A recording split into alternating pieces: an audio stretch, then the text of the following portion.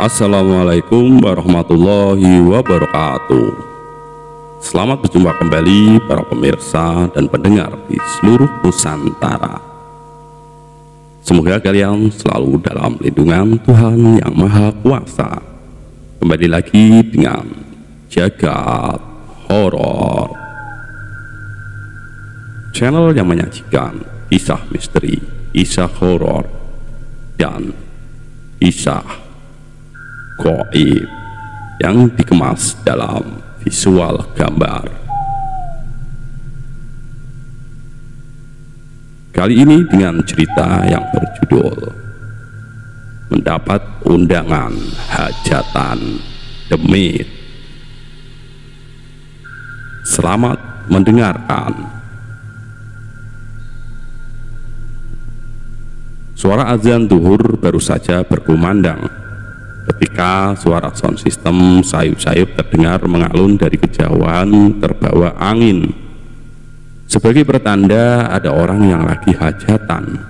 Benar saja, orang-orang hari ini mendapatkan undangan di acara pernikahan di rumah Pak Sarman. Setelah pengantin datang, para tamu yang datang begitu banyak. Suara musik campur sari memeriahkan suasana itu. Pak Sarman dan istrinya dikenal baik oleh banyak orang. Orangnya yang begitu ramah dan tidak sombong, dan menunjukkan selalu rasa bahagia dan tidak pernah susah, dan selalu bersahaja kepada siapa saja. Pak Sarman adalah seorang guru di SMP swasta di daerahnya. Sedangkan Murti, istrinya, berjualan sayur di pasar. Keduanya selalu tekun dalam pekerjaannya, sehingga terbukti di siang itu tamunya banyak yang hadir, tidak berhenti mengalir seperti air, keluar masuk, datang dan pergi. Dari temannya guru, temannya di pasar, tetangga dan sanak kadang antri untuk bersalaman, dan yang lainnya menikmati hidangan yang tersedia yang disajikan. Wah, setelah tunjangan sertifikasi keluar, langsung hajatan nih Pak Guru, candaan salah satu temannya Pak Sarman. Ah, belum cair kok Mas, lagi macet, hehehehe, jawab Pak Sarman. Sabar saja, didiamkan nantinya malah ngumpul banyak. Temannya Pak Sarman masih berujar, "Nggak saya pikirkan itu Mas, bikin pusing aja. Rezeki banyak dari yang lain, tak perlu harus tunjangan toh." Hehehehe, jawab Pak Sarman. Banyak orang yang mengenal Pak Sarman, orang yang rajin bekerja dan tidak pernah putus asa, karena dia menyadari gajinya tergantung dari banyak sedikitnya muridnya. Kadang bayarannya tidak mencukupi untuk kebutuhan sebulan untuk kehidupan keluarganya. Apalagi sekarang banyak sekolahan swasta yang baru-baru diresmikan sampai ke pelosok desa, sehingga mengurangi penghasilannya. Inilah yang membuat Pak Sarman akhirnya membuka sablon kaos kecil-kecilan. Ternyata hasilnya bisa membuat menyekolahkan anak-anaknya sampai jenjang pendidikan perkuliahan. Sekarang Pak Sarman bisa bernafas panjang, anaknya sudah lulus kuliah dan mengajar di SMP negeri walaupun masih honorer. Tinggal adiknya yang masih kuliah semester 2. Semakin malam tamu semakin berkurang, semakin sepi. Alunan musik campur sari masih menghibur tamu yang datang. Para pelayan yang mulai selesai dari pekerjaannya mulai ikut berjoget, yang membuat semuanya tertawa bahagia. Sekitar jam setengah 9, ada tamu wanita yang datang sambil tersenyum. Kira-kira berumur 30 tahun, dengan berpakaian seperti seorang sinden, dengan dandanan yang menor namun terlihat cantik. Kemudian duduk bersama tamu lainnya. "Siapa Mas?" tanya Murti istrinya dengan berbisik. "Aku kok gak kenal Bune," jawab Pak Sarman sambil mengingat-ingat mungkin orang tua murid. "Kamu memangnya mengundang wali murid Pak?" "Tidak Bune." Apabila ada yang datang, silahkan, jawab Pak Sarman. Murti istrinya dan Pak Sarman ingin bertanya dari mana asalnya tamunya itu, namun rasanya tidak sopan membuat mereka semakin penasaran. Tidak lama kemudian, tamu perempuan itu pamit untuk pulang. "Kok tergesa-gesa, Mbak?" ujar Pak Sarman sambil menyalami perempuan itu yang begitu wangi. "Sendirian aja, Mbak." Murti ikut menyela pembicaraan. "Bersama adik, menunggu di luar. Kasihan lama menunggu," jawab perempuan itu. "Kok tidak diajak masuk saja, Mbak?" tanyanya Pak Sarman kembali. Perempuan itu hanya tersenyum dan melangkah pulang. Pak Sarman yang penasaran mencoba melihat keluar, namun perempuan itu sudah pergi dengan mobilnya. Karena penasaran, Pak Sarman melihat buku tamu undangan dan terlihat di paling akhir hanya sebuah nama, Saras, tanpa alamat dan tanda tangan. Sudah 2 hari ini Pak Sarman masih dibuat penasaran siapa sebenarnya tamu perempuan itu yang datang di acara pernikahan anaknya. Ditambah istrinya malah menuduh bahwa perempuan itu selingkuhannya. Karena takut diketahuinya, maka tidak menuliskan alamat.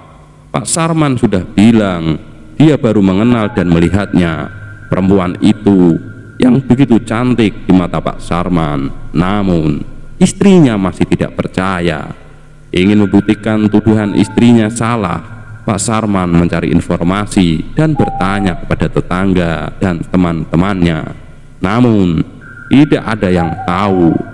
Seminggu sudah berlalu. Pak Sarman hari itu pulang lebih awal karena kan sekolah sedang melaksanakan semesteran. Sang istri masih di pasar. Biasanya zuhur baru pulang. Setelah memarkirkan motornya, Pak Sarman hendak masuk ke rumahnya. Dia melihat sebuah undangan berwarna keemasan sudah di atas meja terasnya. Setelah dibaca, undangan itu berasal dari Saras, tamunya kemarin. Di dalam undangan itu tertulis sebuah alamat, Desa Jati Anom, Kelurahan Ringin Agung, acara menyunatkan anaknya.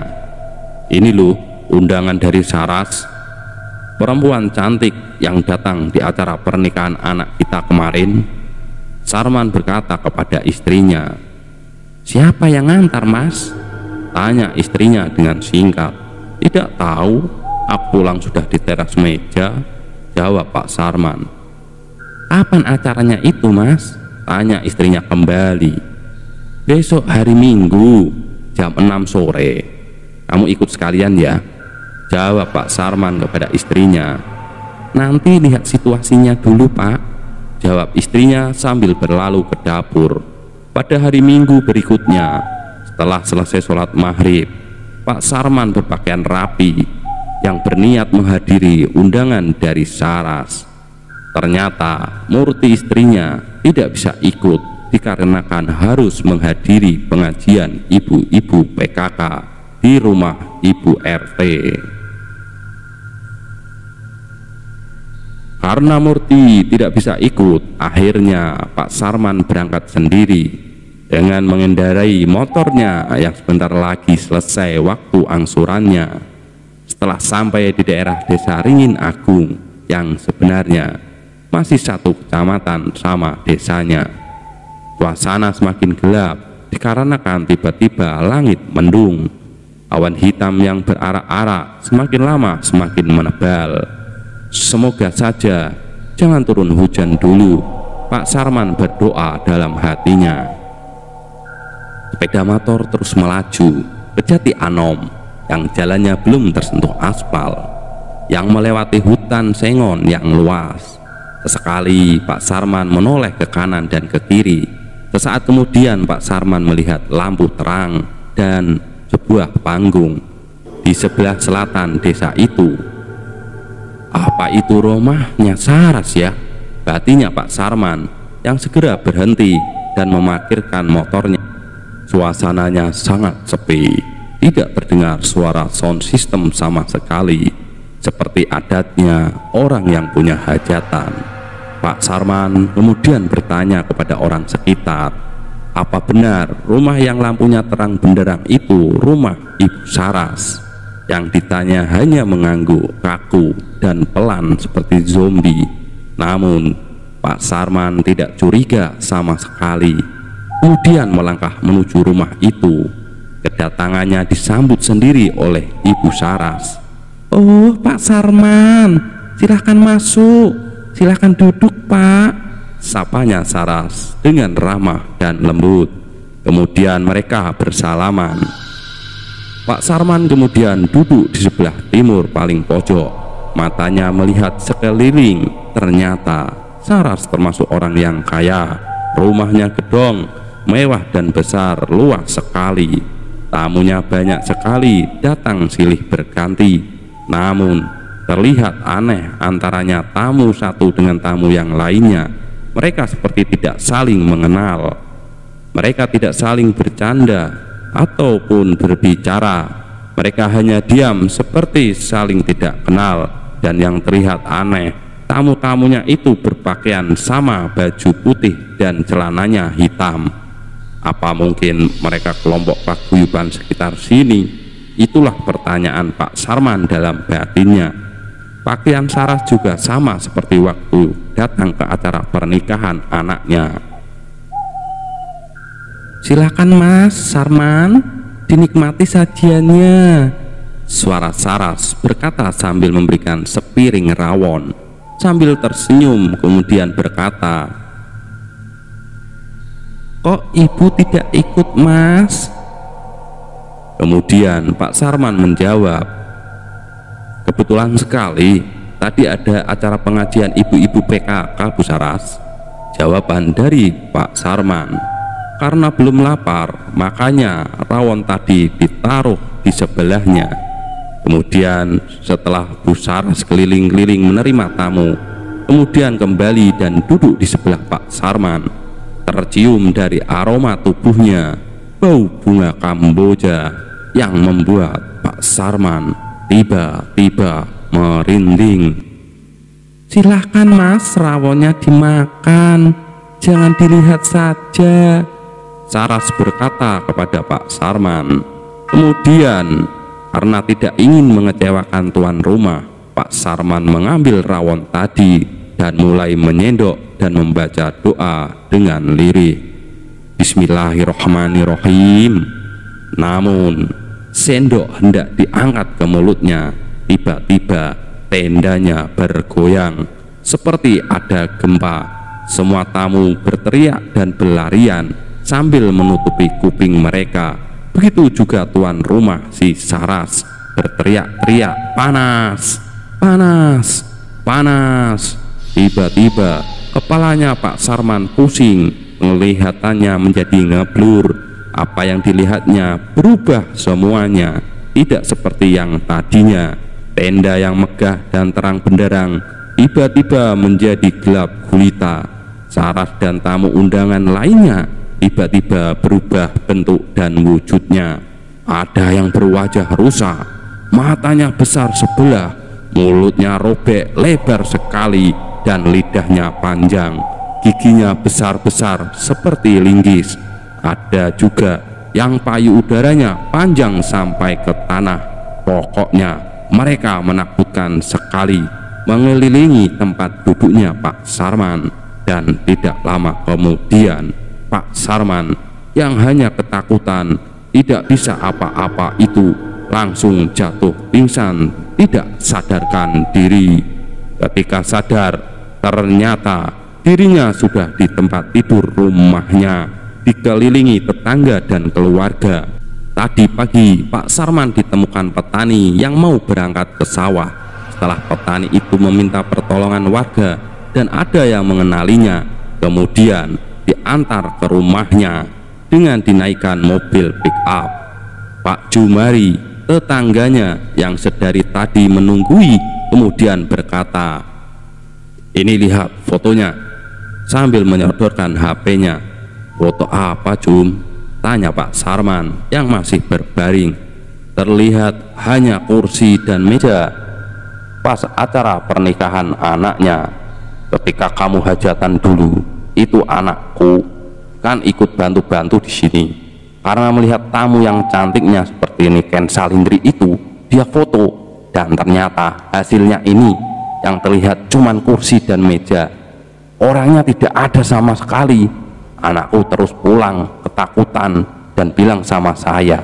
Aku bilang, jangan cerita sama siapa-siapa. Terus fotonya tidak aku hapus, karena akhirnya terjadi kejadian seperti ini. Baru saya berani bercerita kepada kamu. Kamu harus hati-hati, Man, kata Jumari memberikan keterangan. Pak Sarman hanya bisa bernafas panjang dan menerawang jauh. Murti dan para tetangga yang lainnya masih dicekam penasaran dan ketakutan. Selesai. Demikianlah sahabat, kisah kali ini. Semoga menghibur kalian semua. Saya beserta jajaran direksi yang bertugas pamit undur diri. Sampai jumpa. Wassalam.